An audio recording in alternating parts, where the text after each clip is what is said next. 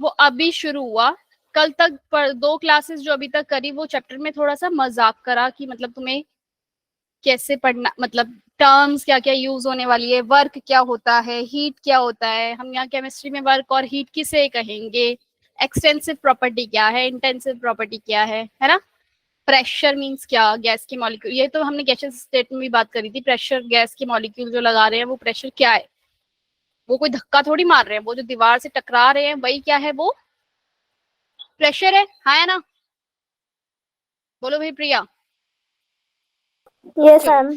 First thermodynamics में हमारे पास कितने कितने जो है, थर्मोडायनेमिक्स के अंदर 4 लॉ है।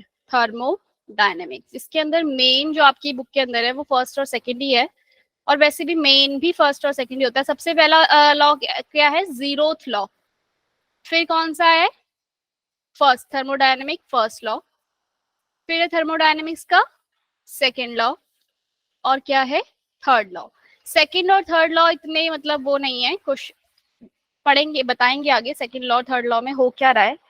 जीरोथ लॉ क्या कहता है, इसको पहले सुन लो जरा, जीरोथ लॉ क्या कहता होगा भाई, जीरोथ लॉ क्या कह रहा है, थर्मोडायनेमिक का जीरोथ लॉ ये कह रहा है कि जब ए और बी आपस में क्या है, इक्विलिब्रियम, ए और बी मतलब इक्विलिब्रियम में है, मतलब इन दोनों के पास भाई टेम्परेचर कहाँ से हीट कहाँ से कहाँ मूव करती है, high temperature to low temperature, high temperature to low temperature. और कब तक मूव करेगी भाई, पैर किसी उसमें लगाते हैं।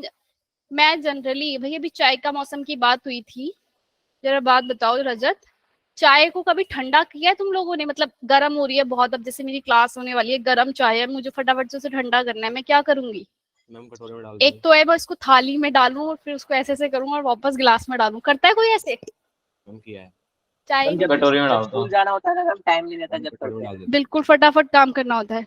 और एक तरीका है, मैं फटाफट से उसको लेती हूँ चाय को और एक उसमें पानी भरती हूँ जग में, और उसमें चाय का गिलास अपना रख के बाकी काम करती हूँ। फटाफट से इतनी देर में चाय ठंडी हो जाती है, उसको पानी से हिला चम्मच से हिला के इतनी ठंडी हो जाती है वो, मतलब क्योंकि पानी नीचे से ठंडा है, उसने क्या किया चाय को, चाय वो क्या हो रहा है वहां पे, हीट चाय के गिलास से फ्लो कर रही है वाटर में, हाई टेम्परेचर से लो टेम्परेचर तक। और कब तक करेगी भाई हाई टेम्परेचर से लो टेम्परेचर में वो मूव, जब तक कि दोनों का टेम्परेचर क्या ना हो जाए, है। Same same. हाँ जो दोनों का टेम्परेचर सेम ना हो जाए तब तक वो करती रहेगी, ठीक है ना,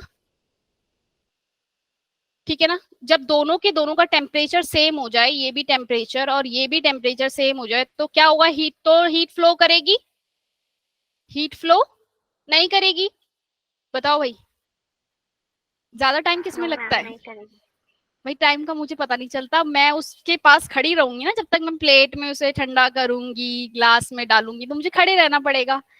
इससे अच्छा गिलास को पानी में रखा, तब तक कुछ और काम कर लिया, अपना रोटी रख ली, तब तक सब्जी रख ली, इतनी देर में वो ठंडी हो जाएगी, है ना। ये वो खुद हो रही है ठंडी, वहां मुझे करने की जरूरत नहीं पड़ रही, यहाँ प्लेट लेके मुझे उसको पोर करना पड़ रहा है ना एक दूसरे में।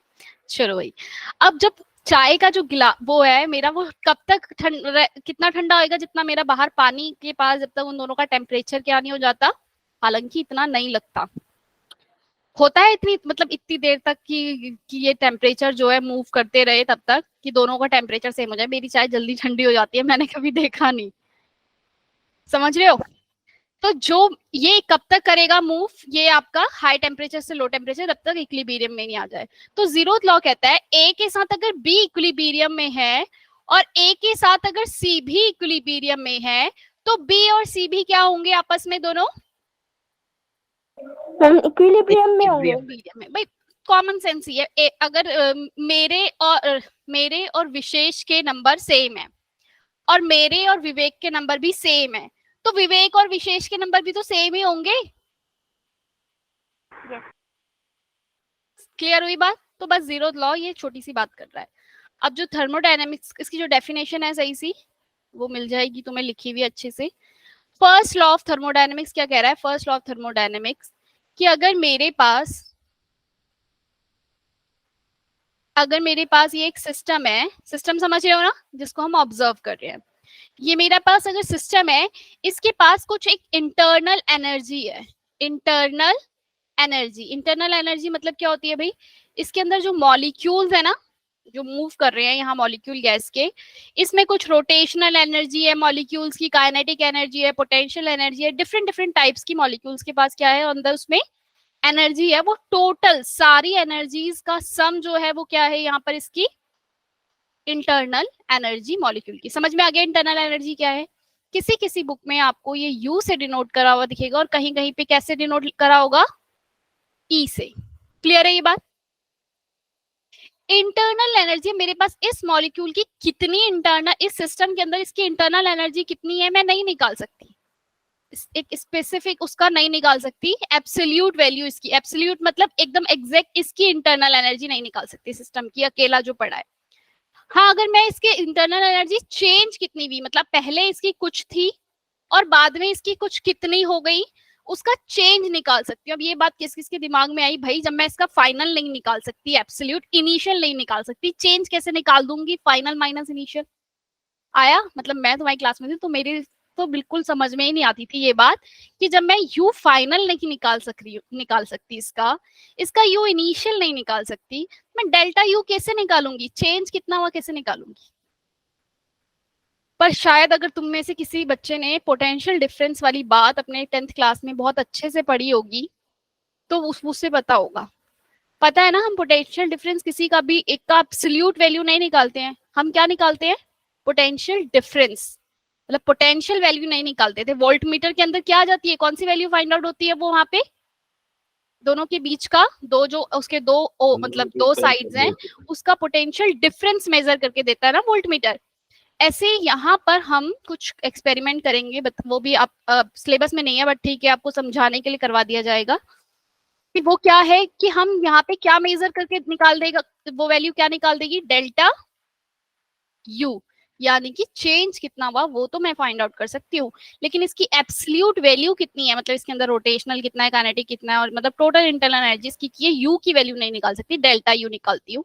तो डेल्टा यू इक्वल टू क्या होता है, सिस्टम में जो एनर्जी है वो कितने तरीके, उस एनर्जी का क्या क्या यूज हो रहा है। अगर सिस्टम के पास एनर्जी है, कल की क्लास लास्ट क्लास में एक बात बताई थी, सिस्टम में अगर एनर्जी है तो वो क्या क्या काम कर रही है, कौन बताएगा, योगिता? एनर्जी का क्या यूज है, मतलब एनर्जी को मैं किन दो वैल्यू से निकालूंगी कि क्या दो वैल्यू हैं जिससे मुझे पता चलेगा एनर्जी है इसमें। एक तो है क्या, वर्क, दूसरा क्या है, हीट। सिस्टम की एनर्जी जो है वो दो कामों में यूज हो रही है, एक तो वर्क करने में, मतलब जब वो कुछ काम कर रहा है, मैंने 10 रोटी खाई तो 10 रोटी खाने में वो क्या होगी, उसमें से मैंने काम किया 5 रोटी लाए,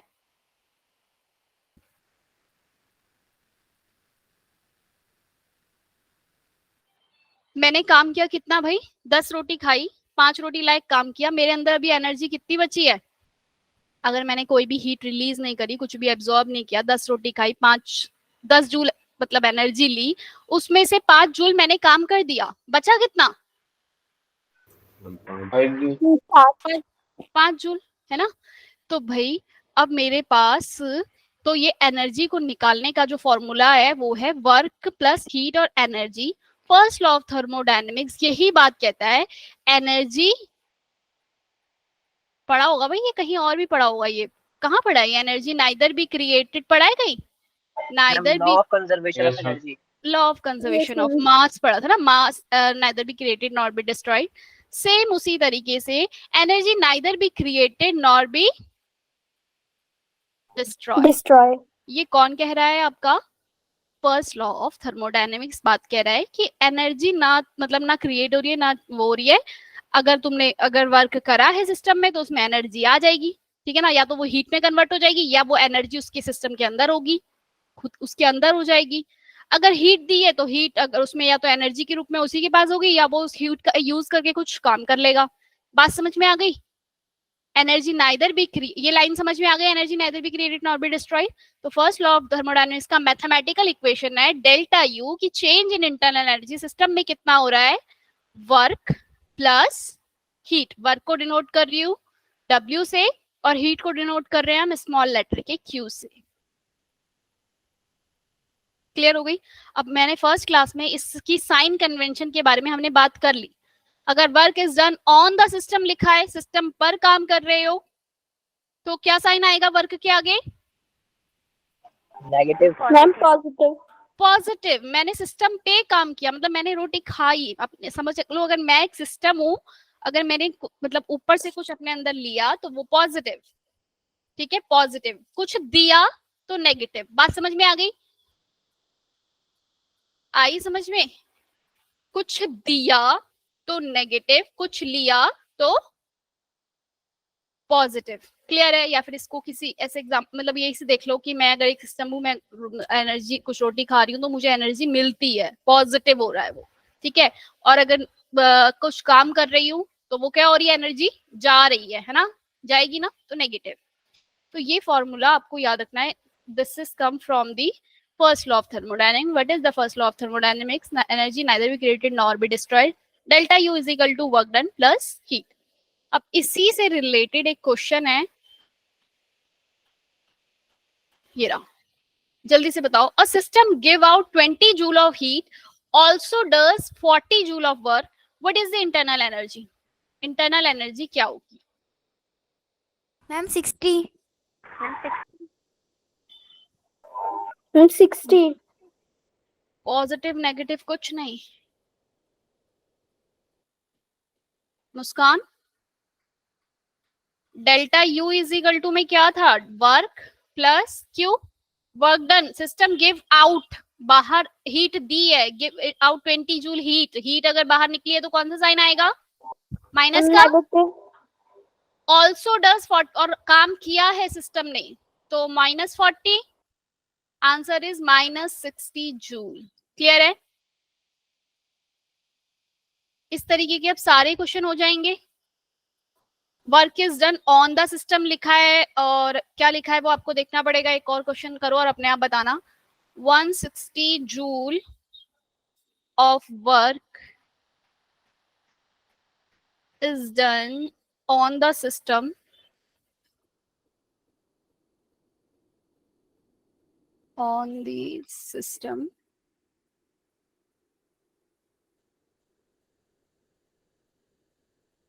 work is done on the system, and at the same time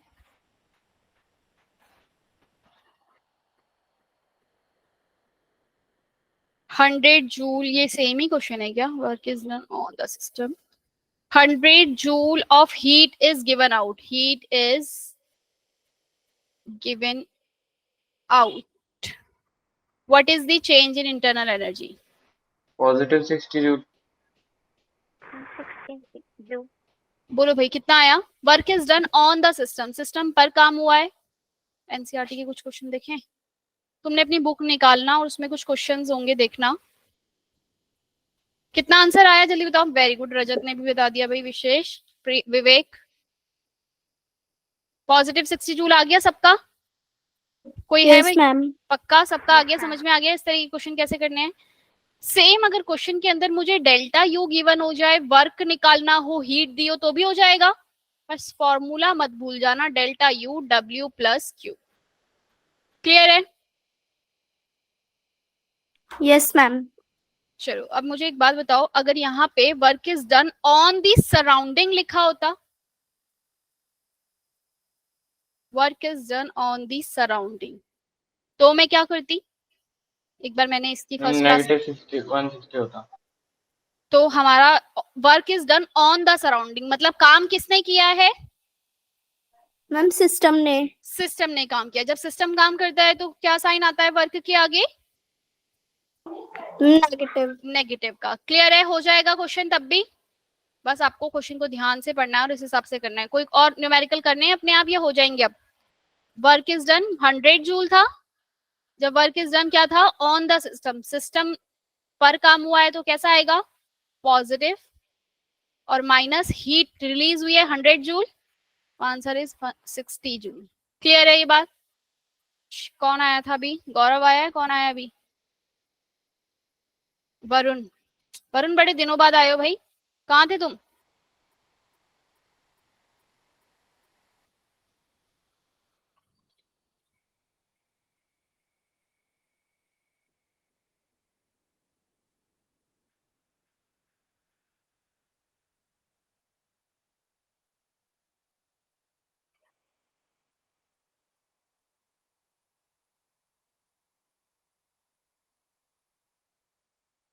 Varun इतने दिन से एब्सेंट क्यों थे भाई?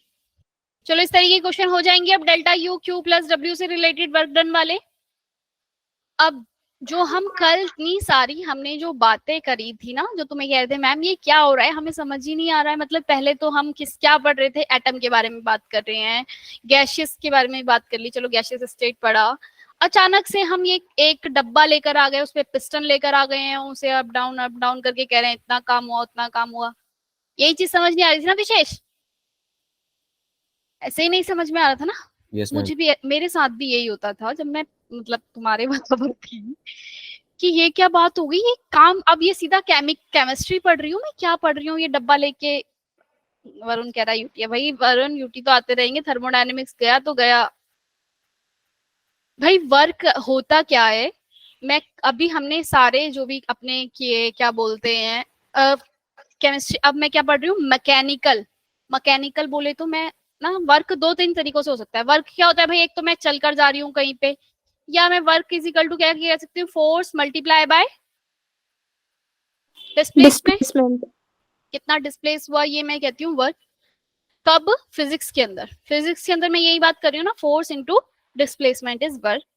केमिस्ट्री के अंदर भी यही है, पर यहाँ पर हम बात कर रहे हैं वर्क, मेरे को ये कैलकुलेट करना जरूरी है। एप्लीकेशन पार्ट क्या है इसका भाई, एप्लीकेशन पार्ट कि मुझे कैलकुलेट इसलिए करना है ये वर्क कितना, कोई मेरी केमिकल रिएक्शन होती है लैब के अंदर, अब उस केमिकल रिएक्शन के थ्रू जो भी वहां पे एनर्जी रिलीज हो रही है, मुझे उस रिलीज एनर्जी से या किसी भी केमिकल रिएक्शन से कुछ काम करवाना है, समझ रहे हो, कुछ वर्क करवाना है लैब के अंदर, ठीक है ना। ऐसी कुछ जो उसकी एनर्जी है उसको कन्वर्ट करना है किसके अंदर, पुश करने में, मैकेनिकल एनर्जी में। हमने देखा है ना, हम हीट भाप का जो वो धुआं निकलता है वो एनर्जी, अरे किसने किया था भाप के इंजन का आविष्कार, किसने किया था? जेम्स वॉट ने। कैसे किया था? उसने देखा कि भाई एक ढक्कन रखा है वो उछल गया पानी के उससे, प्रेशर से ना, उसने फिर कहा कि ऐसे तो हम रेलगाड़ी का वो जो पहिया है वो भी घुमा सकते हैं, तो फिर वो रेलगाड़ी चलाई उससे। ऐसे ही हम जो पानी की जो पोटेंशियल एनर्जी होती है उसको हम किस में कन्वर्ट करते हैं, काइनेटिक एनर्जी में, उसको गोल गोल घुमाने में, जो हमारा इलेक्ट्रिसिटी प्रोड्यूस करने के लिए व्हील को हम रोटेट करते हैं। तो इस तरीके से हम कोई भी एनर्जी को कन्वर्ट कर रहे हैं, अब वो एनर्जी मेरा कितना वर्क मुझे दे देगी, ये निकालने, ये वर्क कितना मिल जाएगा मुझे, इसलिए हम इस सबको पढ़ रहे हैं किसके उसमें, कि वो पिस्टन को कितना धक्का मार देगा, वो पिस्टन कहां से कहां तक मूव कर लेगा। बात समझ में आई? समझ में आई? अब हम ये डब्बे पे क्यों आ गए, तो हम मैकेनिकल वर्क की बात कर रहे हैं अपने केमिस्ट्री के अंदर, किस वर्क की बात कर रहे हैं, मैकेनिकल वर्क, मतलब कि वो उसको कितना पुश कर पा रहा है, कितना कंप्रेस हो रहा है, अगर प्रेशर लग रहा है तो, ठीक है, अलग अलग जो हम पढ़ रहे हैं। अगर मेरे पास मुझसे अब वर्क डन निकलता कैसे है, हमने एक रिलेशन हमने क्या किया कि मेरे पास एक ये क्या है डब्बा है, और यहाँ से मैंने क्या लगाया, फोर्स लगाई एक, ठीक है, डाउनवर्ड यहाँ पे फोर्स लगाई। अब जब मैंने यहाँ पे फोर्स लगाया तो यहाँ पर जो गैस के मॉलिक्यूल है ये भी कोई फोर्स लगा रहे भाई, यहाँ पे भी कोई फोर्स है। मैंने जब इस यहाँ पर जो फोर्स लगाई, अगर वो फोर्स, ये जो प्रेशर मैंने यहाँ अप्लाई किया, ये प्रेशर एक्सटर्नल है और ये प्रेशर क्या है आपका, इंटरनल, जो गैस के मॉलिक्यूल लगा, अगर एक्सटर्नल प्रेशर ज्यादा हो गया इंटरनल प्रेशर से, क्या होगा तब, कंप्रेशन होगा, एक्सपेंशन, क्या होगा आपका, कंप्रेशन हो जाएगा। अगर पी एक्सटर्नल क्या हो गया, ज्यादा हो गया इंटरनल से, work done by on the system हो जाएगा। वर्क की वैल्यू क्या आएगी भाई, positive, yes ma'am. Work is done on the system होगा। और यही ठीक इसका अगर उल्टा हो जाए, मैं प्रेशर लगाया, अप्लाई किया, इंटरनल प्रेशर अगर ज्यादा आ गया एक्सटर्नल से, तो वहां पर क्या हो जाएगा, एक्सपेंशन हो जाएगी, यानी कि जो पिस्टन है ये ऊपर की तरफ मूव करेगा, और work done is equal to आना चाहिए नेगेटिव आना चाहिए, ठीक है। अब ये वर्क की वैल्यू जो है मैं कैसे फाइंड आउट कर रही हूँ, ये पिस्टन को जब मैंने यहाँ से फोर्स अप्लाई किया इस पे, ठीक है ना, एक फोर्स जो है मैं यहाँ पे अप्लाई करी, तो ये क्या हुआ, ये एक फोर्स अगर मैं किसी एरिया, और ये यहाँ पर आ गया सपोज, बाहर वाला सपोज क्या था आपका बाहर के जो मैंने यहाँ प्रेशर अप्लाई किया था वो क्या था, ज्यादा था, और ये कंप्रेस होके कहाँ आ गया, ये यहाँ नीचे आ गया, इतना डिस्टेंस इसने ट्रेवल करा, मतलब इतना नीचे आ गया ये। क्लियर हुई बात, dx l अमाउंट नीचे आ गया, लेंथ, इतनी लेंथ ये क्या हो गया, नीचे कंप्रेस हो गया। क्लियर है। अब मुझे यहाँ निकालना है work. Work is equal to में होता क्या है, force multiply by displacement. Displacement. कितना डिस्प्लेसमेंट किया है इसने, फोर्स कितना लगाया है F, डिस्प्लेसमेंट कितना किया है L। ठीक है। और मेरे पास अगर मेरे को अगर पता हो तो प्रेशर इज इक्वल टू में फोर्स अपॉन एरिया होता है। प्रेशर इज इक्वल टू में क्या होता है, फोर्स अपॉन एरिया। क्या मैं इस फोर्स की जगह work is equal to pressure multiply by area कर सकती हूँ? और ये ठीक है, और ये जो लेंथ है जो चेंज हुई है लेंथ वो है ये, मतलब कितना लेंथ यहाँ से आ गई, और मल्टीप्लाई बाय यहाँ पे क्या है L। A मल्टीप्लाई L क्या होता है मेरा, A वॉल्यूम। ठीक है, वॉल्यूम। PE, और यहाँ पे लिख लिया मैंने वॉल्यूम। अब ये वॉल्यूम को मैं क्या कर रही हूँ, P multiply by delta V। Delta V क्यों लिख रही हूँ, क्योंकि मुझे इतने का वॉल्यूम चाहिए, इतने एरिया का। और इतने एरिया की वॉल्यूम कैसे निकलेगा भाई, फाइनल जितना था उसमें से इनिशियल वाला माइनस कर दूंगी, ये फाइनल था इसमें से इनिशियल माइनस करूंगी तभी तो इतने एरिया का वॉल्यूम आएगा। क्लियर हुई बात। मुझे ये V जो है ना, V वो ये वाला V है कि यहाँ पे जो मेरा एरिया जो कवर हुआ है ये वाला V निकालना है। ये वाला V निकालने के लिए मुझे क्या करना पड़ेगा, V final minus V initial करना पड़ेगा या नहीं करना पड़ेगा? क्या मैं इसे डेल्टा V लिख सकती हूँ?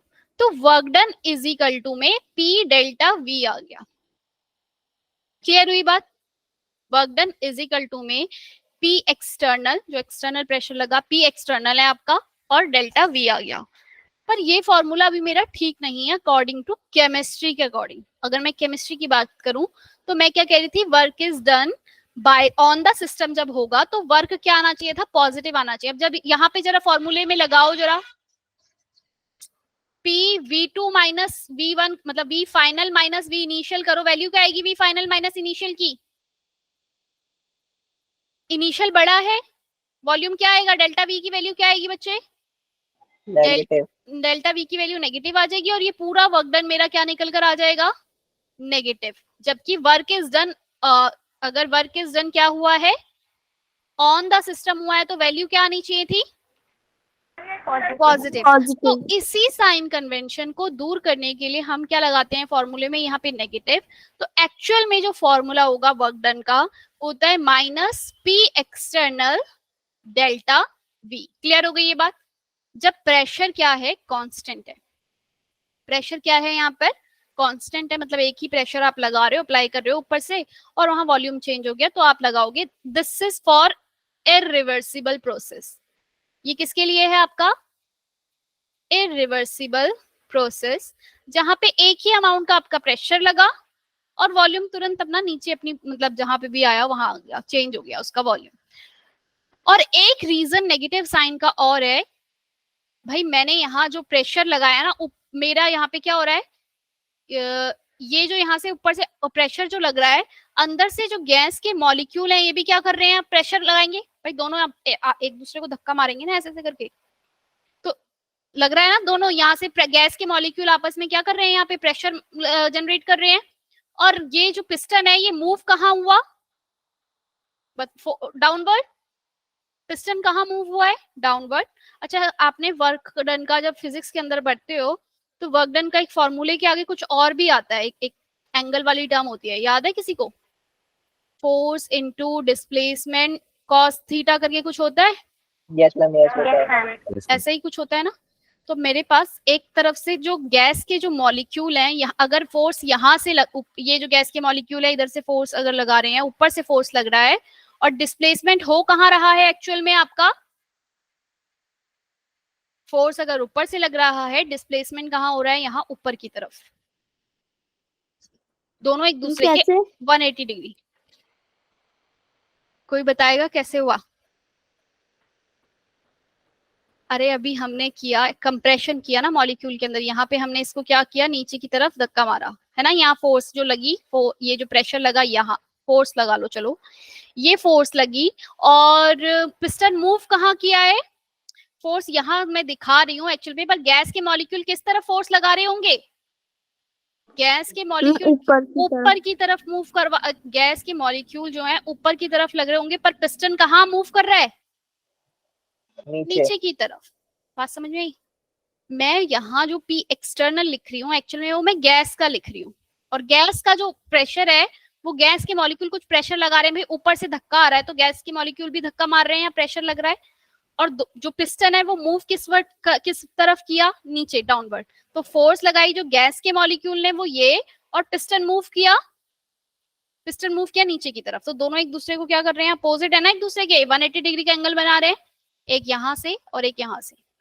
cos theta is equal to 180, value is -1, तो इसलिए ये -1 आ गया। बट अब ये तुम फिजिक्स में पढ़ोगे आगे, छोड़ दो इसे, बस इतना याद रखना है। साइन कन्वेंशन के लिए work done is equal to में हमेशा आप क्या लगाओगे यहाँ पे केमिस्ट्री के अंदर? -P delta V। क्लियर हो गई ये बात? Yes ma'am. ठीक है। अब मेरे पास अगर वर्क डन था ये, तो अब ये यहाँ से यहाँ तक कोई एक प्रेशर लग रहा था, 2 atm प्रेशर लग रहा है, और ये 3 लीटर वॉल्यूम से 3 लीटर से कहाँ पे मूव कर गया है? 5 लीटर में मूव कर गया है। मुझे निकालना है, ये प्रेशर है, ये वॉल्यूम है, क्या निकालना है मुझे यहाँ पे? इसका वर्क डन निकालना है। निकाल लूंगी। Pressure is 2 atm, volume changes again 2 litre, 2 atm multiply by volume कितना चेंज हुआ है? 5 - 3 4 atm लीटर। atm लीटर को बच्चे अगर मैं जूल में कन्वर्ट करती हूँ तो 4 मल्टीप्लाई बाय 101.328 है या 38 है, ऐसे कुछ है, कन्वर्ट इनटू जूल। कोई बता रहा है क्या होता है? 101.3। माइनस का साइन नहीं आएगा? माइनस का साइन आएगा भाई, वेरी गुड, माइनस का साइन भी लगाओ जरा। 3 लीटर से 5 लीटर पे मूव कर गया, क्या हुआ है यहाँ पे? एक्सपेंशन हुआ है।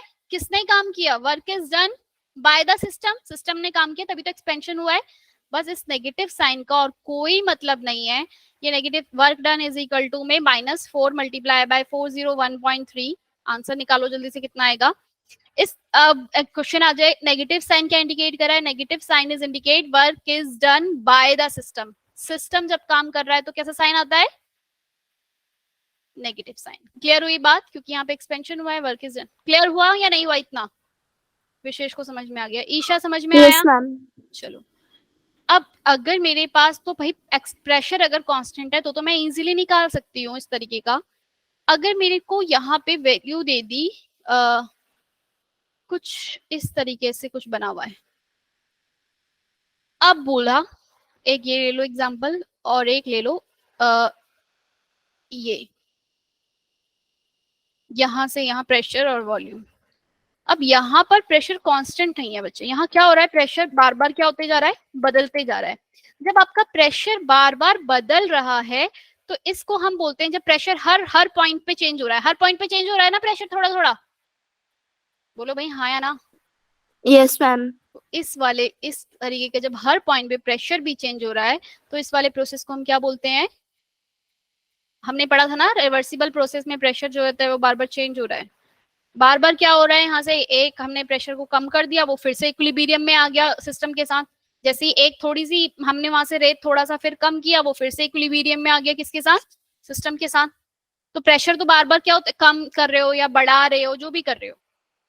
समझ में आई बात? बढ़ा रहे हो, कम कर रहे हो, जो भी कुछ हो रहा है, तो आपका रिवर्सिबल प्रोसेस के अंदर बार बार प्रेशर चेंज हो रहा है। अब यहाँ पे मैं वर्क डन कैसे निकालूं? यहाँ तो मैं P external minus delta we का फॉर्मूला लगा के वर्क डन निकाल सकती हूँ। कोई पी एक्सटर्नल डेल्टा वी। अब प्रेशर क्या लूं? प्रेशर तो हर पॉइंट पे चेंज हो रहा है। तो जो मेरा इंटीग्रेशन, जो हम सीखते हैं ना इंटीग्रेशन वैल्यू जो निकालना, वो होती इसलिए है कि मैं पहले एक छोटे से एरिया का निकालूं। मैंने इतने से एरिया का लिया, इतने से एरिया को क्या किया मैंने? जो एरिया दिख रहा है, छोटा सा एरिया लिया, इतने की वैल्यू में, इतने का एरिया क्या होगा भाई? क्या इतने का एरिया तो मैं लिख सकती हूँ ना, छोटे से इस हिस्से का एरिया पी और क्या करूंगी यहाँ पे? प्रेशर अभी बताती हूँ, एक्सटर्नल होगा, इंटरनल होगा। इंटीग्रेशन ऑफ डी वी, ये जो डी वी छोटी सी जो वैल्यू है ये, और वो जो प्रेशर लिया उस पॉइंट पे वो, इसका इंटीग्रेशन कर दूं। इंटीग्रेशन मतलब कि क्या, छोटी छोटी वैल्यू का सम। तुमने मतलब समझा इंटीग्रेशन निकालना सीख लिया ना इंटीग्रेशन क्या होता है? Yes ma'am, सीख लिया। हाँ, इंटीग्रेशन मतलब कि क्या, आपने एक सम है, इंटीग्रेशन एक तरीके से क्या क्या है, सम, छोटी वैल्यू का आपने निकाला, उसके बाद जहां से लेके जहां तक का आपको निकालना है, v Range लिख लेते हैं इनिशियल उसके बाद। टू v फाइनल, जितना भी निकालना है उतना निकाल लो। तो for reversible process the formula of work done is this. Clear हुई बात? अब रिवर्सिबल प्रोसेस के लिए अगेन फिर से इसको ड्रॉ करते हैं। अगर मेरे पास ये मुझे गैस का चाहिए प्रेशर, एक है एक्सटर्नल प्रेशर और एक है इंटरनल प्रेशर। भाई एक्सटर्नल प्रेशर क्या मैं लिख सकती हूँ, P external is equal to में P इंटरनल। कब? जब पिस्टन कहीं मूव नहीं कर रहा है, एक जगह पे रुका हुआ है, तो P external equal to P internal लिख लूं। पिस्टन कहीं मूव नहीं कर रहा है। अगर ये थोड़ा सा इसमें से प्लस dp, इंटरनल वाले का प्रेशर एक्सटर्नल इसमें थोड़ा सा ऐड हो गया, कौन सी वैल्यू ज्यादा हो जाएगी? एक P एक्सटर्नल इक्वल था P इंटरनल के, थोड़ी सी वैल्यू इंटरनल वाले की ज्यादा बढ़ गई, पिस्टन कहाँ मूव कर जाएगा भाई? एक्सपेंशन हो जाएगा, बाहर की तरफ मूव करेगा या नहीं करेगा? Yes, ma'am. इंटरनल में प्रेशर बढ़ जाएगा तो एक्सपेंड हो जाएगा, क्योंकि धक्का मार पाएगा वो उसको इजीली, थोड़ा सा अगर चेंज हुआ।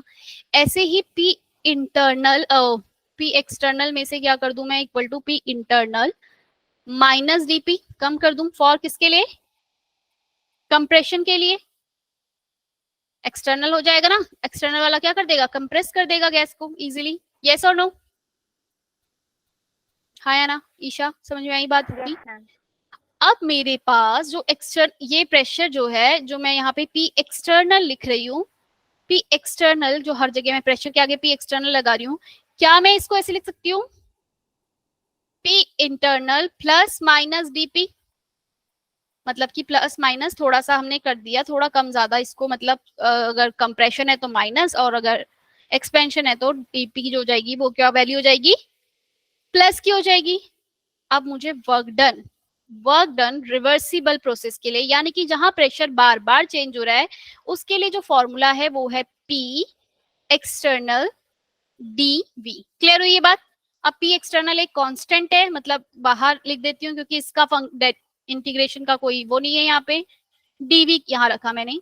क्या मैं इसे V initial to V final कर दूं, जहां तक भी मुझे निकालना है V फाइनल, और P एक्सटर्नल की जगह क्या मैंने अभी बताया, मैं कैसे लिख सकती हूँ, P internal plus minus dp dV, V initial to V final, minus का निशान लगा लो भाई हर जगह। बोलो भाई इतनी बात क्लियर हुई? P एक्सटर्नल की जगह मैंने क्या किया, P internal plus minus dp कर दिया। ऐसा मैंने क्यों किया? क्योंकि मुझे गैस इंटरनल की टर्म्स में बात करनी है, क्योंकि मुझे अंदर गैस कितना प्रेशर लगा रही है उसके बारे में बात करनी है, कि गैस ने कितना, मतलब कितना लगाया होगा गैस ने प्रेशर। एक्सपेंड करने के लिए बाहर वाले से प्लस dp कर दिया होगा, बात समझ में आई? प्लस डी मतलब थोड़ा सा ऐड हो गया होगा, और अगर मुझे जो एक्सटर्नल प्रेशर जो है वो कितना लगा ये निकालना है, तो यानी कि गैस का अंदर जो प्रेशर था वो उसमें थोड़ा सा माइनस कर दो, कंप्रेस हो गया। फिर बोलूं एक बार, क्या बोला मैंने, कि जो बाहर एक्सटर्नल प्रेशर है मुझे उसे कैलकुलेट करना है कि बाहर से जो प्रेशर है वो कितना लगा।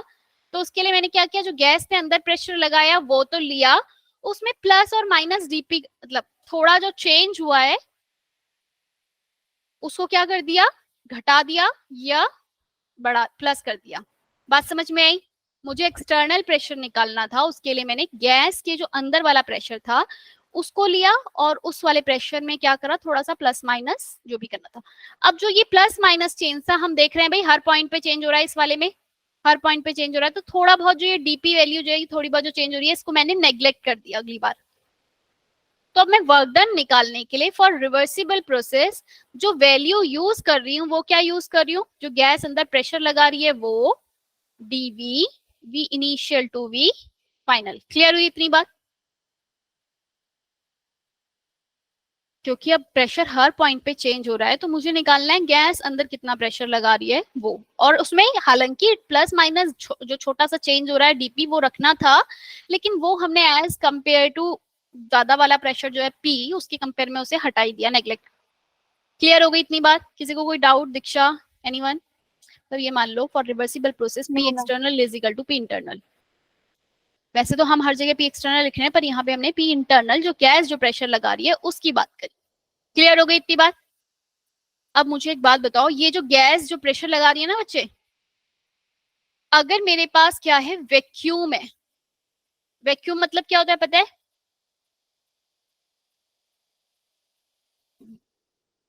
रजत, वैक्यूम मीन्स क्या हुआ? या फिर अगर लिखा हुआ है freely expand, freely expansion, ma'am जहाँ मतलब एयर का रेजिस्टेंस ना हो। एक तो वहां पे दूसरी कोई वैक्यूम मीन्स होता है पहले तो खाली जगह, ठीक है, पूरा जो वैक्यूम इवैक्यूएटेड एक तरीके से खाली जगह जो थी, अगर तुम वहां किसी गैस को डालोगे तो वहां पे उसको कोई यहाँ मेरे पास ही खाली जगह है, अगर सपोज यहाँ पे कुछ भी नहीं है, सिर्फ एक खाली होता है, यहाँ अगर मैं गैस डालूंगी तो यहाँ पे गैस क्या है, कोई भी प्रेशर नहीं लगाएगी। प्रेशर इज इक्वल टू में क्या होगा आपका, जीरो, क्योंकि प्रेशर मतलब क्या कि वो दूसरी वाली जो गैस है ना उसके अगेंस्ट कुछ धक्का मार रही है। बात समझ में आई?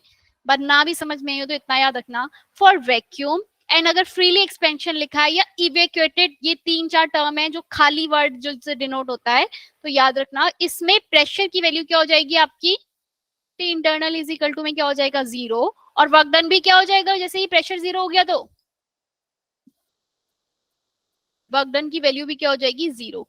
तो फॉर इन अ वैक्यूम, और अगर मैं कह रही हूँ कि गैस एक्सपेंड, फ्रीली एक्सपेंड, अगर जहां पे भी वर्ड लिख देना gas freely expand volume from 10 litre to 5 litre, तो जहां पे भी फ्रीली वर्ड यूज हो गया, चाहे वहां पे प्रेशर दिया है तब भी आपको वर्क डन मतलब कंफ्यूज करने के लिए प्रेशर की वैल्यू दे देते हैं। At 2 atm pressure gas is freely expand from 5 litre to 10 litre, find out the work done. तो आप क्या करोगे, पी प्रेशर दिख रहा है, पी करा मल्टीप्लाई बाय डेल्टा वी लिख दिया, वर्क निकाल दिया। बट ये गलत हो जाएगा, जैसे ही आपने देखा कि फ्रीली एक्सपेंड है, वैक्यूम लिखा है, तो work done is equal to zero, क्योंकि वहां प्रेशर जीरो हो गया। प्रेशर जीरो कैसे हुआ, क्योंकि गैस को दूसरे मॉलिक्यूल के साथ धक्का मुक्की कुछ नहीं करनी थी, डायरेक्ट जाके वो वैक्यूम के अंदर वो उसको वहां पे कोई प्रेशर नहीं लगाना पड़ा, फ्रिक्शन नहीं, वहां पे फ्रिक्शनलेस है। ठीक है, क्लियर हो गई बात? ईशा समझ में आई बात? ठीक है, तो अब मेरे पास जो वर्क डन का फॉर्मूला जो हमने निकाला था मतलब कल भी किया था, आज फिर कर लेते हैं, कोई नहीं। तो आपको जब भी आपने रिवर्सिबल प्रोसेस अगर दे दिया या फिर अगर ग्राफ की फॉर्म में दिया है प्रेशर वर्सेस वॉल्यूम का, हम कुछ कर्व इस तरीके से बनाते थे, है ना। यहाँ पे भी क्या हो रहा है आपका, प्रेशर हर पॉइंट पे चेंज हो रहा है। भाई यहाँ प्रेशर हर पॉइंट पे चेंज हो रहा है या नहीं हो रहा, बॉयल्स लॉ? Yes ma'am. ठीक है, तो ये भी आपका किस चीज के लिए ग्राफ है, रिवर्सिबल प्रोसेस के लिए। किसके लिए है ये, रिवर्सिबल प्रोसेस, जहां प्रेशर हर पॉइंट पे चेंज हो रहा है। अब इस प्रोसेस के लिए वर्क डन का जो फॉर्मूला है वो लगेगा P इंटरनल dV माइनस का निशान V initial to V final. अब हम इसको सॉल्व करेंगे, कि इसको हम सॉल्व कैसे करेंगे। आइडियल गैस इक्वेशन क्या होती थी भाई, PV is equal to NRT। Good, कम से कम मतलब ये याद रखनी है। ठीक है, प्रेशर क्या मैं प्रेशर की जगह ऐसे लिख सकती हूँ, प्रेशर इज इक्वल टू में nRT by V। Yes ma'am. ठीक है, अब मेरे पास जो यहाँ वर्क डन की वैल्यू है, मैं इसको minus nRT dV by V, मतलब जो ये बाहर V आया था ना उसको मैंने अंदर फंक्शन के साथ ले लिया, V initial to V final. कल की क्लास में एक चीज और गड़बड़ हो गई थी, मैं 2.303 से मल्टीप्लाई नहीं कर रही थी, और मतलब यकीन मानो ये गलती मैं हर बार करती हूँ। मैं इतने साल से पढ़ा रही हूँ, तब भी कोई भी एग्जाम देने जाती हूँ तो भी वहां पे भी मैं ये गलती करती हूँ। और वहां तुम सच्ची बता रही हूँ मैं, ऑप्शन में तुम्हें गिवन होगा ऐसी वाली वैल्यू भी जो 2.303 मल्टीप्लाई करने के मतलब 2.303 के मल्टीप्लाई से पहले जो आ रही होगी, तो वो वाली वैल्यू भी गिवन होती है। तुरंत फटाफट से देखा, आंसर निकाला। यस मैम, हो जाता है, जानबूझ के देते हैं वो लोग। बिल्कुल, और फिर उसके बाद ध्यान आता है अरे ये, और फिर फिर मतलब अगर ना दिया होता तो तुम एक बार को सोचोगे ना, अरे आंसर तो नहीं आया, कुछ और भी लगना था, गड़बड़ हो गई, तो तुम करोगे भी, लेकिन वो ऑप्शन में जानबूझ के देते हैं। तो जो वैल्यू है dx बाय x की, जब आप वैल्यू निकालते हो, integration of dx by x, x is for general formula. जब जनरल फॉर्मूला ये है तो वैल्यू होती है नेचुरल लॉग ऑफ x और यहाँ इसकी लिमिट। क्लियर है?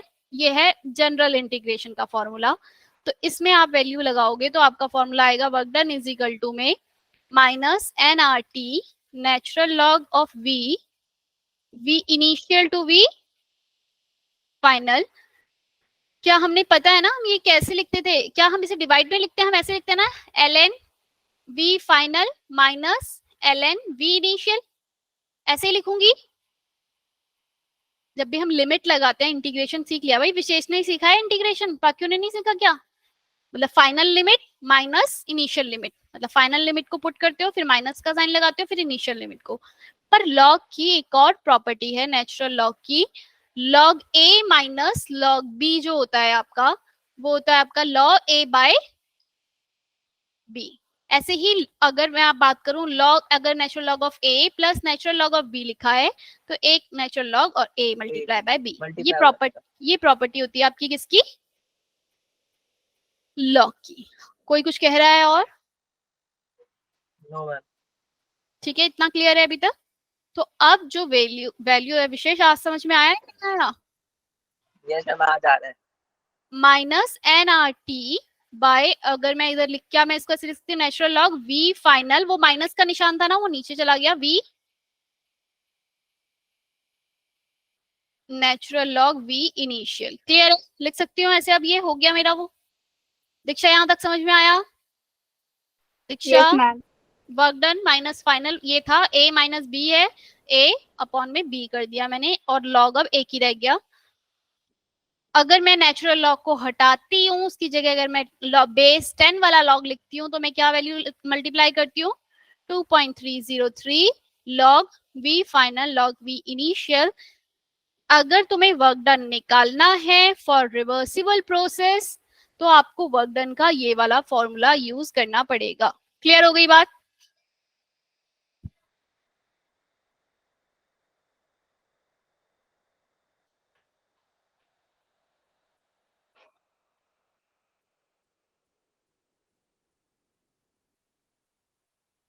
चलो अब फटाफट से मुझे क्वेश्चन का आंसर बताओ।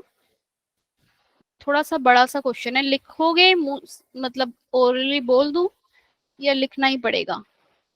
Calculate the amount of work done.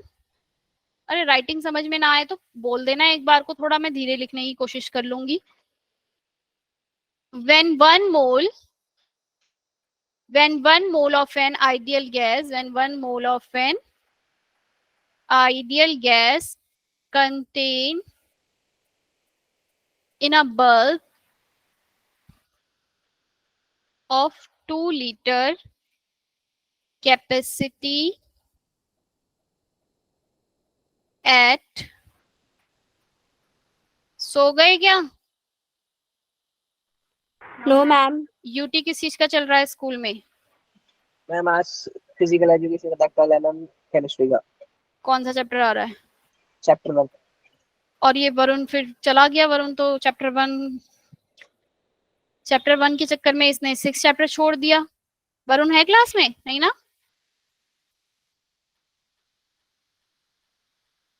Bulb of 10 litre capacity, 10 litre capacity, जल्दी से बताओ इसका आंसर क्या हुआ? Calculate the amount of work done when 1 mole of an ideal gas contained in a bulb of 2 liter capacity at 1 atm is allowed to enter evacuated bulb of 10 liter. Question समझ में आया? एक bulb है, 1 मोल ideal gas उसमें है, ठीक है, कोई भी बल्ब के अंदर वैसे बताना जरा कौन सी गैस भरी जाती है? आर्गन। विवेक है भाई, कौन सी आर्गन भरी जाती है ना? ऑक्सीजन जैसे ही कांटेक्ट में आएगा तो भाई वो क्या करता है, रिएक्शन हो जाती है वहां पे, जो वो टंगस्टन की जो वायर है वो जल जाती है, टूट जाती है। नेक्स्ट आओ, when 1 mole of an ideal gas contain in a bulb of 2 litre capacity eight 1 atm pressure में वो है, और उसको इवेक्यूएटेड बल्ब में मतलब क्या करा है, एंटर करवाया है, 10 लीटर कैपेसिटी का बल्ब है, क्या वर्क डन होगा?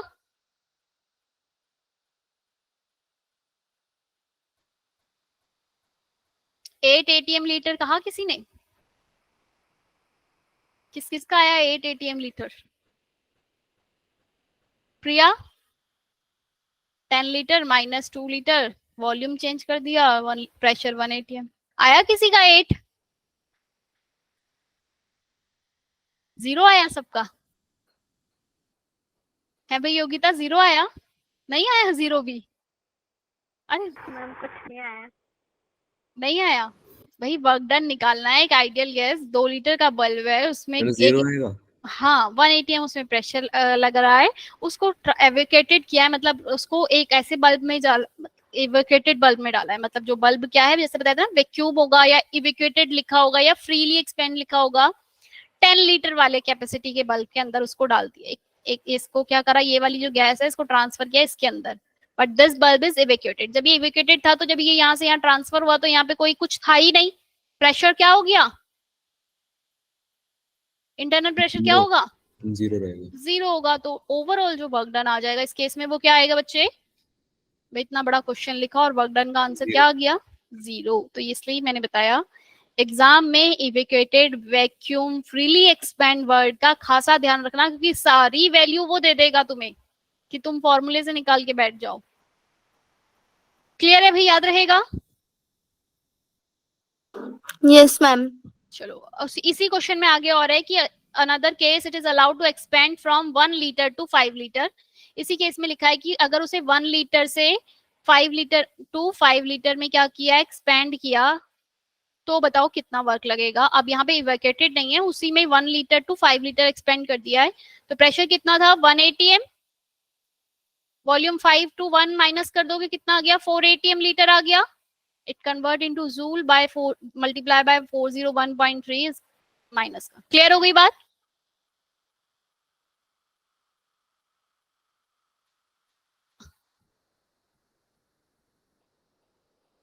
Next question.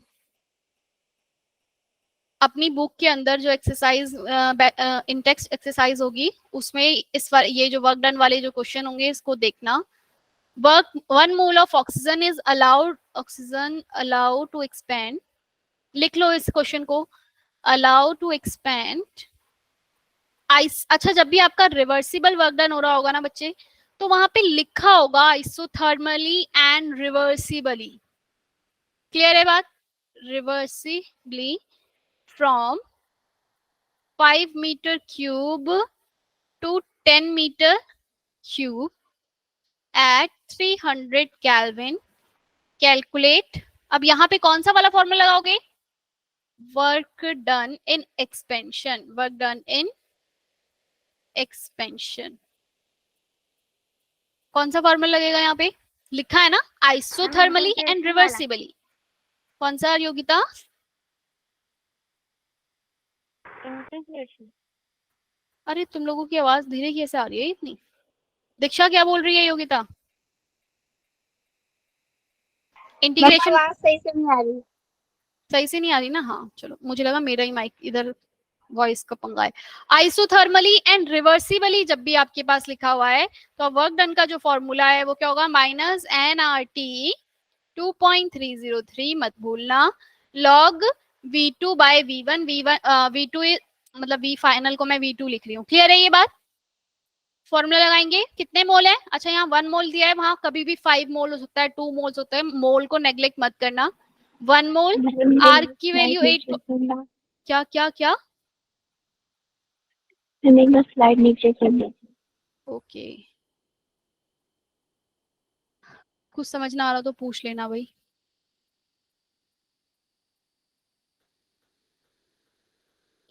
कर लेते। क्वेश्चन समझ में आ गया सबको? ये भी समझ में आ गया अगर इस तरीके का क्वेश्चन होगा तो आपने किस तरीके से, मतलब जब भी रिवर्सिबली और आइसोथर्मली लगाए तो वर्क डन का ये वाला फॉर्मूला लगाना है। ठीक है, अब V2 से V1 हो गया। R की वैल्यू क्या लिखूंगी भाई? लीटर, ये वॉल्यूम तो आपका मीटर क्यूब में, क्या लिखूंगी? R की वैल्यू क्या आएगी बच्चे? R की वैल्यू क्या क्या थी, हमने क्या क्या सीखी? अगर R अगर लीटर 0.082 होता है फॉर ATM लीटर के लिए, है ना?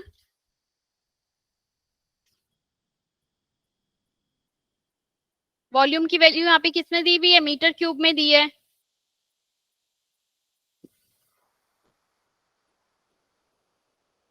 एट 8.314।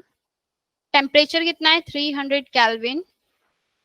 अब क्योंकि यहाँ पे लीटर में नहीं दिया, वॉल्यूम मीटर में दिया है, तो इसलिए मैंने 8.314 लिखा है, मल्टीप्लाई बाय 2.303। लॉग कहाँ से कहाँ मूव किया है भाई, कितना, अरे 5, लॉग 10 to 5। लॉग 2 की वैल्यू क्या होती है, माइनस का निशान लगाना है आगे से, work is equal to minus का, सबको मल्टीप्लाई कर दो। लॉग 2 की वैल्यू क्या होती है भाई, बताएगा कोई, 8.314 multiply by 300 multiply by 2.303, 0.3010 is log 2 value, या 30, मल्टीप्लाई करो फटाफट से वैल्यू, उसको कितना आंसर आ रहा है।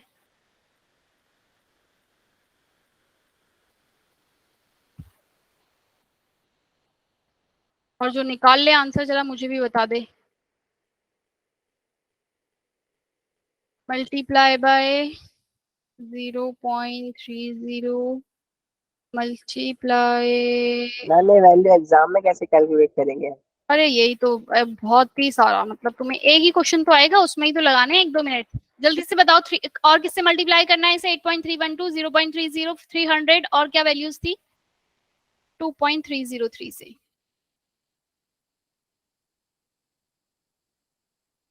किसी का भी आंसर नहीं आया, कोई कर ही नहीं रहा क्या, ऐसे सोए मत रहो भाई, तुम्हारी प्रैक्टिस कैसे स्ट्रांग होगी। 172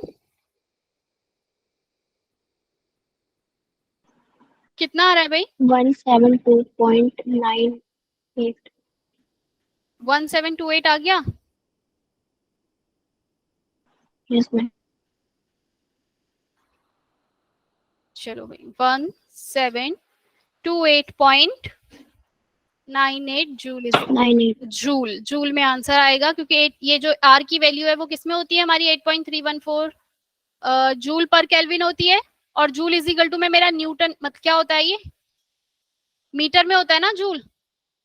वॉल्यूम ऑलरेडी मेरा किस में था, मीटर में था। क्लियर है, समझ में आ गई वैल्यू कैसे करने हैं क्वेश्चन।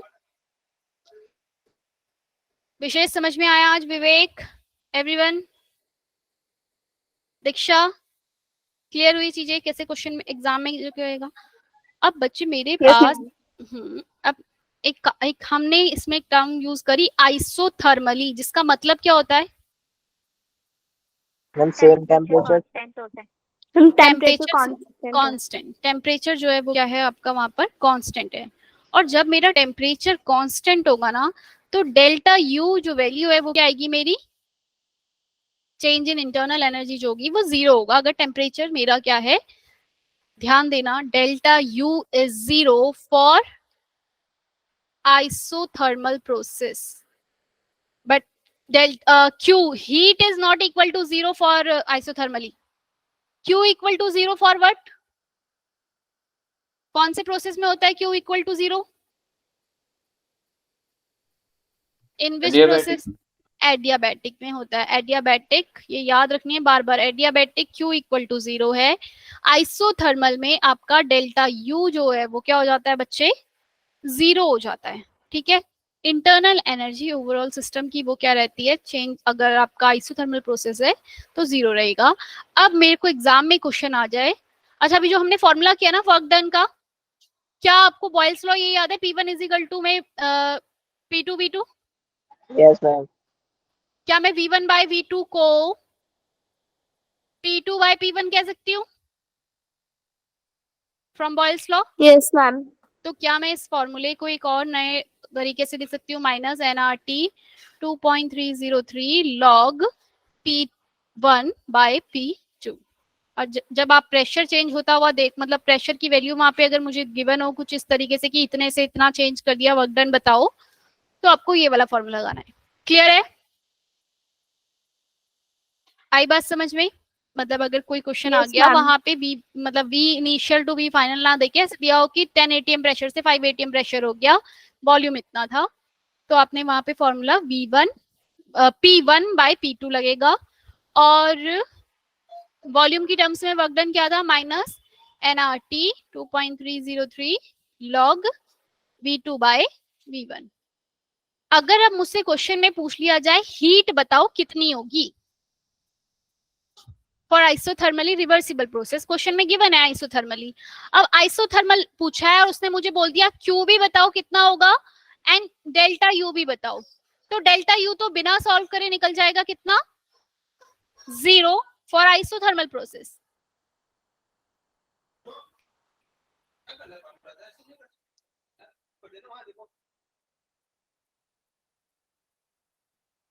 ईशा क्या बोल रही, प्रियंका क्या बोल रही है ईशा?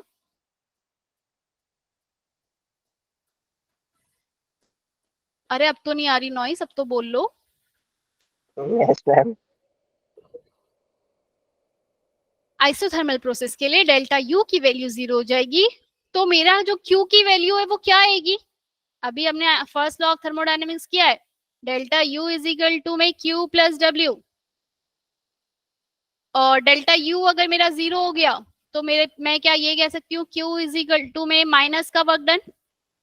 वर्क डन की जो भी वैल्यू आई है, कुछ भी जो भी आई है, सपोज वहां पे वर्क डन की वैल्यू मेरे पास कितनी निकल कर आई थी, वहां तुमने अभी निकाली थी 1728। क्या वो वैल्यू पॉजिटिव थी या उसकी थी, माइनस की थी? कहाँ गया? नेगेटिव। नेगेटिव आई थी, तो क्यू की वैल्यू क्या आ जाएगी, प्लस 1728.9। बोलो भाई यस। अगर मुझे हीट निकालने के लिए बोल दिया है तो वर्क डन के आगे नेगेटिव का साइन और लगाओ, मतलब साइन चेंज करो और क्यू की वैल्यू निकालो। तो मैंने इस फॉर्मूले से अगर क्वेश्चन एग्जाम में कभी भी आ जाए तो मेरे पास 3 वैल्यूज हैं निकालने के लिए जो पूछी जाएंगी, इंटरनल एनर्जी, हीट कितनी हुई, वर्क डन कितना हुआ। वर्क डन निकल गया तो हीट निकाल सकते हो इजीली, क्योंकि for isothermally and reversible process Q is equal to में minus of work done. Clear हो गई इतनी बात? अब क्या पढ़ें, क्वेश्चन करें कुछ थोड़े से और देखिए। यस मैम, 1-2 क्वेश्चन कर लेते अच्छा यही मुझे इसी में मुझे बताओ, अगर ये लिखा होता for isochoric process, isochoric process work done बताओ कितना होगा, कितना होता for isochoric process work done? Isochoric process में क्या कांस्टेंट होता है? जैसे आइसोथर्मल में टेम्परेचर कांस्टेंट हो जाता है डेल्टा यू की, वॉल्यूम कांस्टेंट। वर्क डन क्या होगा अगर वॉल्यूम ही कांस्टेंट हो जाएगा तो? For isochoric process work done is equal to में व्हाट, 0। भाई P और V2 अपॉन में V1 है ना, अब यही दोनों सेम हो गए तो log 1 आ जाएगा। log 1 की वैल्यू इक्वल टू क्या होती है, 0। फॉर आइसोकोरिक प्रोसेस, चाहे प्रोसेस रिवर्सिबल हो इरिवर्सिबल हो, वैल्यू कितनी आएगी वर्क डन की? बोल दो महक। 0। और अगर मेरे आइसोथर्मली लिखा था तो डेल्टा यू भी 0 ही हो गया, और क्यू क्या होगा? सॉरी नहीं, अगर आइसोथर्मली नहीं लिखा, आइसोथर्मल नहीं, आइसोकोरिक प्रोसेस है तो delta U is equal to में क्यू हो जाएगा। भाई अभी हमने फॉर्मूला किया delta U is equal to में क्यू प्लस डब्ल्यू। डब्ल्यू आपका 0 हो गया तो इंटरनल एनर्जी इक्वल टू किस में कन्वर्ट हो रही है? जितनी भी इंटरनल एनर्जी है वो हीट में कन्वर्ट हो रही है, क्योंकि वहां पे कोई काम ही नहीं हो रहा। जितनी भी इंटरनल एनर्जी वो क्या है आपका, Q for isochoric process.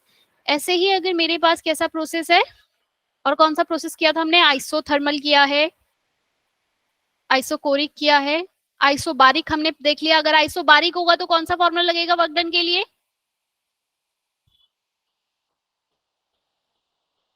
P external delta V। भाई प्रेशर कांस्टेंट आ रहा था तो यही वाला फॉर्मूला लगा रही हूँ ना मैं वर्क डन निकालने के लिए। भाई सब विशेष कोई समझ में? योगिता, प्रिया, समझ में आया? फॉर आइसोबारिक में P एक्सटर्नल कांस्टेंट है, प्रेशर कांस्टेंट है, तो P ये डेल्टा V ये वाला फॉर्मूला लग रहा है। अब सेम अगर इसी में मेरे पास क्या बोल दिया जाए, एडियाबैटिक प्रोसेस। अब एडियाबैटिक के लिए हम निकालेंगे, पर एडियाबैटिक में क्या 0 हो जाएगा, Q इक्वल टू क्या हो जाएगा आपका, 0। तो जो भी कोई इंटरनल एनर्जी होगी वो किस में कन्वर्ट हो रही है आपकी, वर्क में। क्लियर है? For adiabatic process, adiabatic process में जो डेल्टा यू की वैल्यू निकल कर आएगी, सपोज तुमने बोला internal energy for adiabatic process is 230 joule, find out the work done. Adiabatic process है, इंटरनल एनर्जी गिवन है, तो जो इंटरनल एनर्जी है वही आपका क्या है, वर्क डन है। तो वर्क डन भी आप बोलोगे कि 230 जूल हुआ, कुछ सॉल्व करने की जरूरत नहीं है। क्लियर हो गई बात? बस जब तुम्हें ये सारी चीजें ध्यान में रहेंगी तभी तुम एग्जाम में सॉल्व कर पाओगे। Work done in vacuum, vacuum में वर्क डन कितना होगा, zero. किसी ने जीरो बोला शायद, Yes, ma'am. बोला भाई जीरो। एक मजेदार क्वेश्चन लिखो और इसका आंसर अगर तुमने दे दिया मतलब कि क्लास के अंदर तुमने सारी चीजें सुनी है, वरना तो कुछ नहीं सुना। How much heat would be absorb, how much heat would be absorbed by 2 liter of an ideal gas at 5 atm pressure if it expand isothermally